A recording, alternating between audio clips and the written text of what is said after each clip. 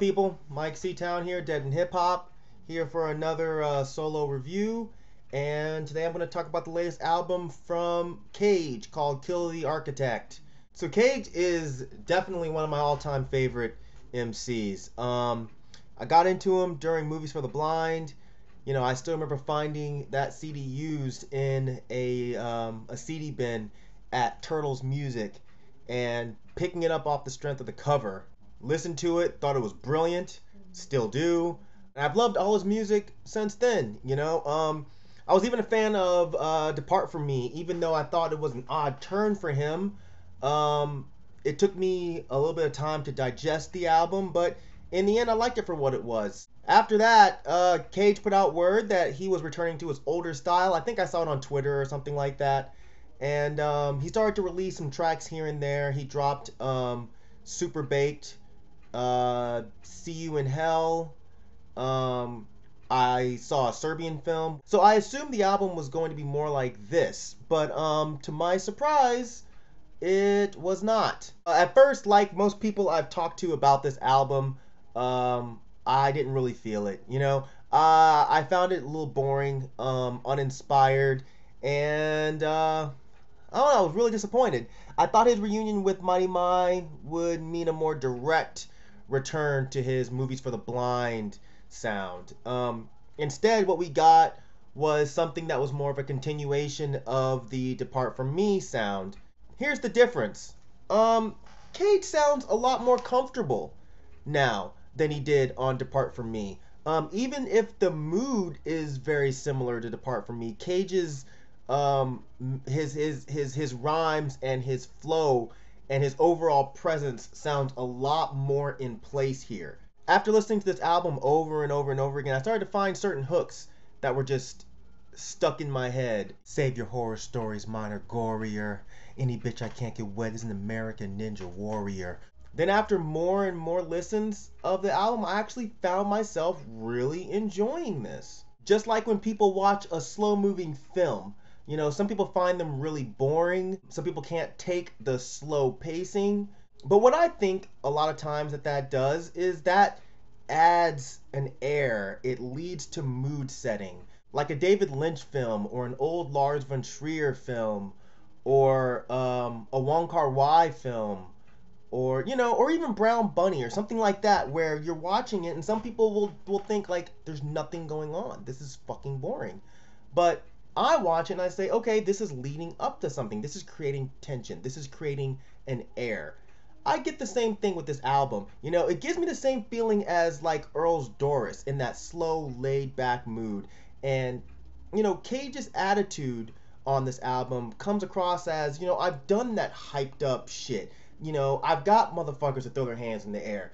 And at this point, I'm doing something else now, you know? Like he said, I took a dump last night. Now I'm on some next shit. What it seems to me is DEHH has gotten to a point where he thinks of life as just kind of passing by with no real point or meaning, and he's presenting that in his music. What's unfair is that we treat him like he's not allowed to do this because of what he's done in the past. And that's kind of silly, because if this were a new artist, you know, would we feel the same way about it? Would those of us that like it still like it? For those of us that hate it, would we still hate it? Not sure if you guys saw it or not, but me and the Dead and Hip Hop guys did an interview with Copyright some time ago, and he told us that DEHH said to him that he sold his soul to the devil. So hey man, you know, maybe this isn't shock value. Maybe this is face value. You know, maybe this is just what he wants to present with his music. Maybe this is what he's always wanted to present in his music, and he just didn't feel like he was able to. You know, but regardless of his reasoning, I really dug the album, you know? Once I get past my preconceived notions, once I got past my expectations for this album, I actually enjoyed it. Some of the lyrics, I have to admit, were a little hokey, especially the hooks. Some seem like he could have gone a little bit deeper or been a little bit more clever. They suck your dick, even though they really hate you, they suck your dick. Some of the lyrics were very to the point where I'd have appreciated seeing DEHH use a little bit more wordplay, because he's great at that. But again, maybe that's just not what he's going for now. Maybe DEHH is done with overcomplicating lyrics. Maybe he's just like, look, I have something to say and I want to make sure you guys understand every word of it. So I'm just going to speak as plainly as possible. I'm still going to twist some words here and there. I'm still going to add some coding here and there, but I'm not going to do it to where you have to listen to my album while reading Rap Genius. The beats were not really movies for the blind level, but they were pretty dope. They weren't super layered and overly experimental, but they created a real mood for this album.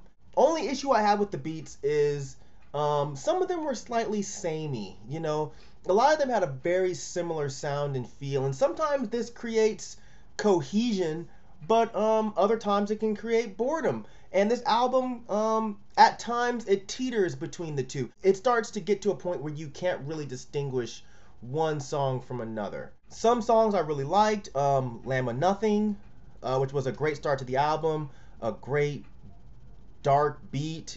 His flow was really mesmerizing to me on this track. It set a great tone for the album. Fuck This Game was another good track. Again, I like the way he flowed on this track. I love the hook on this track. Again, very direct and to the point, which may bother some people, but I like the bluntness. I don't give a fuck about you. I don't give a fuck about you. I can't wait to live without you. Say something to that. Even though this song has my least favorite line of the whole album, where he says, saying I can't when I American. I don't know what that was about, but whatever, man. You know, it's his music, not mine. You Were the Shit in High School. I like that song, even though with the title I didn't think I would. The Hunt. I like the overall sound of this track. You know, I like the idea of the track too. The story of being haunted by all the kids who he may have accidentally fathered and then had aborted.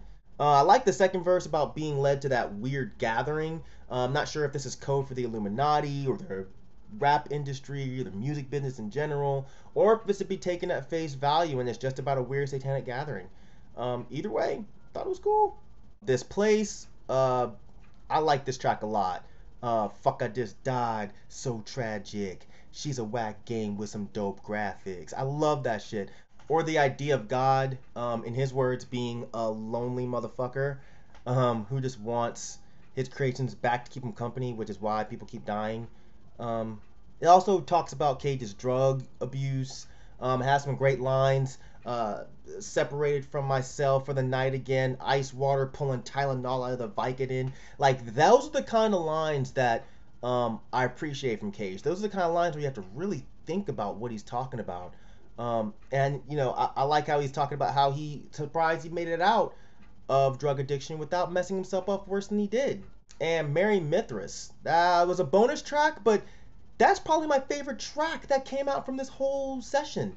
I like the more complex way he flowed on this track. I wish more of the songs were a bit like this. A few songs that I didn't really care for. In Your Fur. Didn't really do much for me. The beat wasn't all that interesting. The lyrics didn't move me, and I didn't really care for the hook. Watch Me, I didn't really care for either. It was really the hook that kind of ruined this for me. It was just not very creative. The song didn't suck, but it's just not one of my favorite songs from the album. Cursed, I didn't like the beat all that much. The lyrics weren't bad, but the sound of the track overall wasn't very good to me. With almost every Cage release, I kind of listen to it like it's a brand new artist because he's constantly reinventing himself. And I don't want to make myself not listen to a project based on what that artist has done in the past. So yeah, overall, I think this is a great listen. I think that Kill the Architect is a really interesting view of life seen through the eyes of a total misanthrope, you know? On this album, Cage sounds like he hates everything. He hates life. He hates women. He hates himself. He hates you. Does Cage truly hate the world? I don't know. Is he truly satanic? I don't know. But all I know is he does a really good job of portraying that type of character. I've heard people try to do this type of music and totally flop. Not make it anywhere near as interesting as this. He could have rhymed over more upbeat type production. He could have rhymed over movies for the blind era beats. But would this subject matter really have sounded good over those type of beats. I mean, really think about that. And for those of you that want the type of rhyming he gave you on See You in Hell and Super Baked, he may still be doing the Sam Hill EP. So let's just hold out for that one. But until then, give this a shot. Don't hold him to his past. So that's it. As usual, thank you for living, thank you for loving, thank you for being you. And we'll check you next time. Alright? Peace, bitches.